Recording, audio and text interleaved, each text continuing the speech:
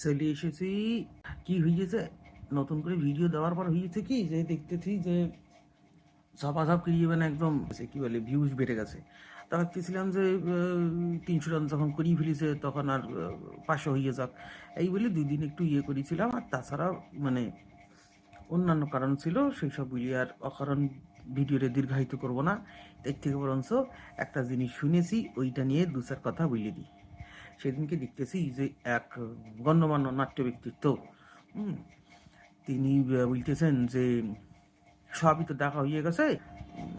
তো এখন অবধি দেখতে পাইতেছি যে এই রাজ্যের জন্য এবং পৃথিবীর জন্যই বোধহয় উনি বলতে চান যে যারা মেহনতি মানুষের পাশে দাঁড়ায় সেই রাজনৈতিক দলই হচ্ছে শ্রেষ্ঠ দল। এবার আমার একটা তত্ত্বগত প্রশ্ন আছে, প্রশ্নটা হচ্ছে এইটাই যে মেহনতি মানুষ কারা। আমি সোজা কথা বুঝি, এই যে যদি দলবাজি করেন তাইলে পরে যেটা হবে, মানে দলবাজি বলতে চাইছি আমি কোনো রকম খোঁচা মারছি না, আমি নর্মাল বলতেছি যে আপনি যদি দলের মধ্যে থাকেন তাইলে এবারে বুঝতে হবে যে মেহনতি মানুষ হইল তারা যারা মেহনত করে যায় কিন্তু আজীবন জন্ম জন্মান্তর ধরে প্রজন্ম প্রজন্ম ধরে যারা গরিবই থাকবে মেহনত করার পরেও।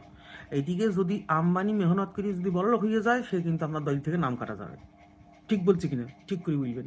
এই জন্য এই যে আপনাদের তত্ত্বগত একটা সমস্যা আছে, বলবেন মেহনতি মেহনতি করিয়ে এবারে বুক বাজিয়ে খুব বড় হেক্কারি মারতেছেন, কিন্তু আসলে আপনি কিছু করতেছেন না।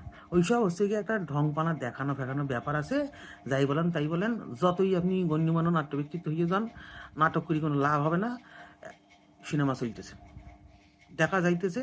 যদি বরঞ্চ যদি সত্যি কথা বলেন যে আমরা সেই সব মেহনতি মানুষের পক্ষে পক্ষে যারা আজীবনকাল নির্বোধ হয়ে মেহনত করে যাবে, গাধা গাধা হয়ে থাকবে, তাদের জন্য আমাদের দল আছে, এইটা বললে পরে কিন্তু তাও এই যে নিশ্চিহ্ন হয়ে গেছেন একটা চিহ্ন কিছু পাইতে পারেন। আদারওয়াইজ কিন্তু কোনো চান্স নেই। এদের জন্য যদি আপনার দল দাঁড়ায় দাঁড়ায় থাকবে, পাশে দাঁড়াবো বাংলা সিনেমার মতো হয়ে যাবে।